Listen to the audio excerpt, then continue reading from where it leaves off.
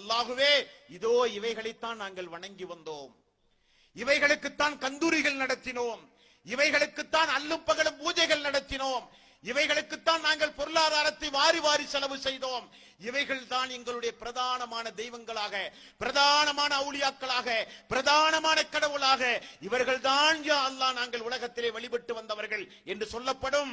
உடனே அல்லாஹ் ரப்பல் ஆலமீன் அந்த மறுமை நாளில் 28வது அத்தியாயம் 64வது வசனத்தில் அல்லாஹ் சொல்கிறான்,